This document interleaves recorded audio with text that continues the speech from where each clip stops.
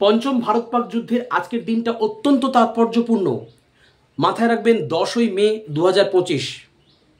এই তারিখে ভারত যে কাজটি করে দেখালো, ভারতবর্ষের যে এয়ারফোর্স যে কাজটি করে দেখালো এবং ভারতবর্ষের যে কম্বাইন্ড একটা এফার্ট, তাতে করে আমরা দেখলাম পাকিস্তানের যে মিলিটারি এয়ারবেস, 3 থেকে 4টি মিলিটারি এয়ারবেস কার্যত ব্যাপকভাবে ধ্বংসপ্রাপ্ত হয়েছে, ক্ষতিগ্রস্ত হয়েছে।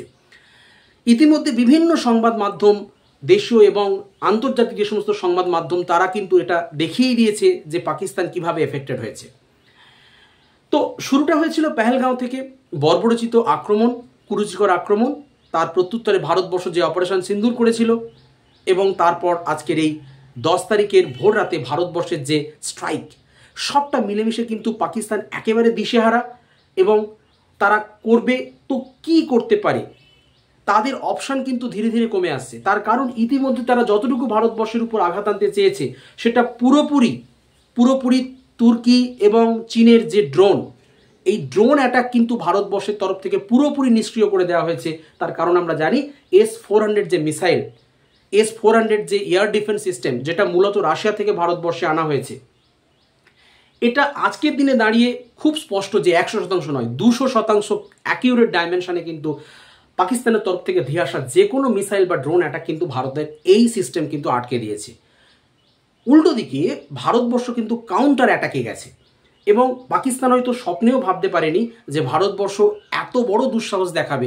অন্তত স্বাধীনতার পর থেকে আজ পর্যন্ত, এর আগেও বেশ কয়েকবার ভারত পাক যুদ্ধ হয়েছে, আমি যেমনটা মেনশন করেছিলাম আমার প্রিভিয়াস ভিডিওতে, 1 নয় 2 নয় 4বার ভারত পাক যুদ্ধ হয়েছে, কিন্তু এইভাবে পুরো সরাসরি শত্রুপক্ষের এইরকম গুরুত্বপূর্ণ এয়ার বেসগুলোতে এভাবে অ্যাটাক সম্ভবত অতি সাম্প্রতিককালে আমরা দেখতে পাইনি। গোটা আন্তর্জাতিক মিডিয়াতে কিন্তু কার্যত হৈ হৈ পড়ে গেছে এবং আগের দিন পর্যন্ত যারা প্রত্যেকে বলছিল যে দুই দেশের মধ্যে যেটা চলছে এটাকে কি আমরা সংঘর্ষ বলবো, এটা কি আমরা সিজ ফায়ার উল্লঙ্ঘন বলবো, কোনো সন্দেহই রইল না। পঞ্চম ভারত পাক যুদ্ধ কিন্তু অত্যন্ত চূড়ান্ত মাত্রার দিকে ধীরে ধীরে এগিয়ে যাচ্ছে। এখন পাকিস্তানের উভয় সংকট বলার পরিবর্তে বহুমুখী সংকট আমি বলতে চাইব। কেন না, ইতিমধ্যে পাকিস্তান এর উপর ভারত কিন্তু বিভিন্ন কূটনৈতিক চাপ তৈরি করেছিল, দেন জল দেওয়া বন্ধ করে দিয়েছিল, আবার কিছুদিন আগে আবার নতুন করে বাঁধ খুলে দিয়েছে, ওয়াটার স্ট্রাইক করেছে, আবার এই ধরনের এয়ার ডিফেন্স সিস্টেম দিয়ে তাদের আক্রমণ স্তব্ধ করে দিচ্ছে, উল্টো দিকে আবার কাউন্টার অ্যাটাকে ভারত যাচ্ছে।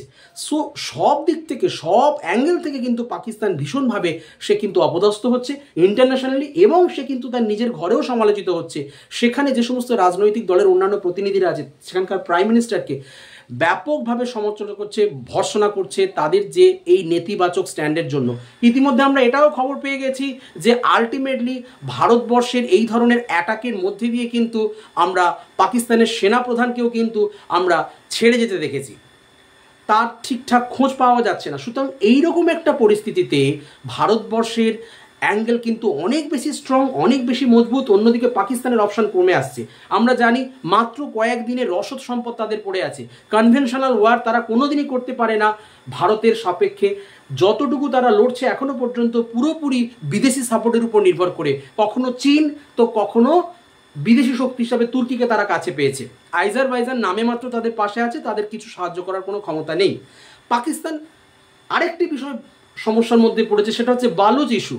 বালুচিস্তানের যে লিবারেশন ফ্রন্ট, তারা যেভাবে পাক আর্মির উপর অ্যাটাক আনছে, অনেকে বলতে শুরু করেছে সময়ের শুধুমাত্র অপেক্ষা। ঠিক যেমন 1971 সালে বাংলাদেশ একটা সেপারেট কান্ট্রি হিসাবে একটা স্বাধীন রাষ্ট্র হয়ে গিয়েছিল, ইস্ট পাকিস্তান ওয়েস্ট পাক সম্পূর্ণ বিচ্ছিন্ন হয়ে গিয়েছিল, আর মাত্র কয়েক ঘন্টার অপেক্ষা, আর মাত্র কয়েকটা দিনের অপেক্ষা, যার পরে কিন্তু এই বালুচিস্তানও কিন্তু একটা আলাদা কান্ট্রি হিসাবে এমার্জ করতে পারে এবং সম্ভাবনা যা দেখা যাচ্ছে কিন্তু সেটা অনেকটাই সেই দিকেই এগোচ্ছে।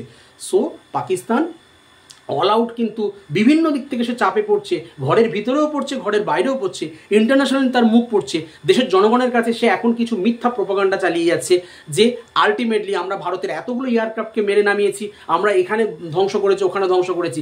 কিন্তু কোট আনকোট আমি বলতে চাই, যে সমস্ত ইমেজ তারা ডিসপ্লে করে দেখানোর চেষ্টা করছে যে ভারতের উপর তারা প্রত্যাঘাত করছে, এই করছে ওই করছে, সবটা কিন্তু ব্যাকডেটেড কোনো না কোনো জায়গার ইনসিডেন্ট, কোনো এয়ারক্রাফট ক্র্যাশের যে সমস্ত ইমেজগুলো তারা সোশ্যাল মিডিয়াতে দিয়ে দেখানোর চেষ্টা করছেন যে তারা অনেক বেশি স্ট্রং পজিশনে আছে, এটা বিভিন্ন ক্ষেত্রে পরিষ্কার হয়ে যাচ্ছে, পুরোপুরি ফেক নিউজ। আর বাকি যে একটাই অপশন তাদের হাতে পড়ে আছে, নিউক্লিয়ার ওয়েপন্স, সেটা চাইলেও তারা অ্যাটাক করতে পারে কি? গোটা ইন্টারন্যাশনাল ডাইমেনশন থেকে যদি বলা যায়, এটা পাকিস্তানের হাতে শেষ অস্ত্র, যেটা দিয়ে তারা কিছুটা নিজেদের ডিফেন্ড করতে পারে, বা এতদিন পর্যন্ত তারা যে ধমকটা দিয়ে আসছিল সেটাকে খানিকটা তারা জিইয়ে রাখতে পারে। ভারতের বিরুদ্ধে তারা যে এগিয়ে রয়েছে, কিন্তু সেটাও করতে পারবে কিনা কতটা সন্দেহ আছে।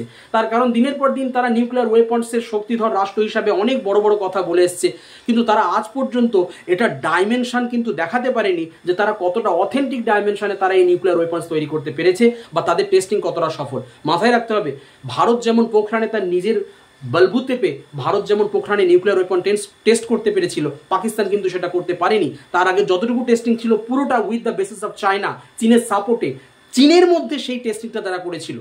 সুতরাং এগুলো কিন্তু আমাদের মনে সন্দেহ তৈরি করে যে তারা এতদিন পর্যন্ত যে নিউক্লিয়ার ওয়েপন করে তারা চিল্লাচিল্লি করে, তারা আদতে কি এইটা তাদের কাছে অথেন্টিক ডাইমেনশনে আছে।